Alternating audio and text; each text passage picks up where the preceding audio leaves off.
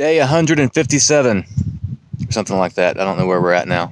But so as I showed you earlier, plumbing is all in. Now we're getting ready to lay rebar. Before we do that, I have to make sure that every bit of the sand in this is exactly the depth we want. We're looking for 3.5 inches deep. So let me show you how we're making sure that works. Okay, it's spring. I need to go through and mark what trees we want to hang on to. Now's a really good time to do it. Those little flowers behind me are a dogwood. There's several of them in this little patch of trees right just to the left side of the driveway as you're coming in, where we got boulders.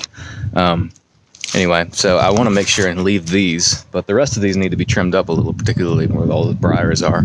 So we'll get out here eventually with the skid loader and dig up a bunch of that. But I'm going to be sure and tag this guy so we can be sure and leave it. So here's the part I've already done. With the exception of that very far end, it's going to need some more dirt coming in. But I've got all of these little orange strings strung up across and pulled tight. Those strings are at grade. So what I'm doing to make sure that I have exactly 3.5 inches everywhere is taking my 2x4, which if you don't know lumber dimensions, a 2x4, which is, you would think would be 2 inches by 4 inches, is actually 1.5 by 3.5 inches. So if we scrape that, line that up under the string, and scrape that along, that will give us exactly a 3.5 inch depth from grade. And so that will make sure we're not using too much concrete. This is where our sewer main goes out. I've thrown in a bunch of sand, but there's still a lot more to go to be able to get this up to grade. And then from here, we'll have the girls' wing of the house done, and we can move on to the rest of it. So that's what we're working on today, or what I'm working on today. I keep saying we. Okay, we're almost ready to put in rebar. I've still got to bury electrical conduit for 2 spots. So what you're seeing here is where the center of the living room is going to be. I want to have an outlet in the floor in case we want to plug in a lamp or something there. That's going to need to be run to the wall in between the master and the living room. So we've got conduit sticking out. That little piece of rebar sticking up is right in the center of the wall. And we're going to run it to right here, which is roughly the middle of the living room.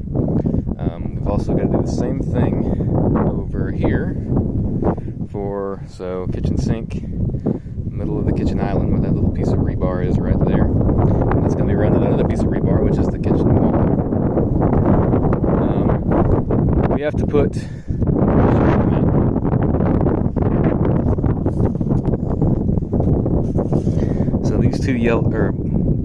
these two blue lines are where I'm putting this electrical conduit. The reason is this island, there's no wall to run electrical to it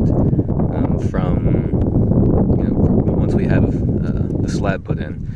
So I've got to do that beforehand with this conduit. Same thing for this middle layer. This is just an open floor space, and we don't want any wires running anywhere where you can see them. So this will hide those and allow us to have power in those kind of little island areas. Okay, we got a nice, clean, completely flat, graded surface there. All of our conduit, all of our plumbing is in that needs to be in the slab. We've got a plug-in in the middle there. Everything's up against the forms on the side. It's cleaned out, so it's time to put rebar.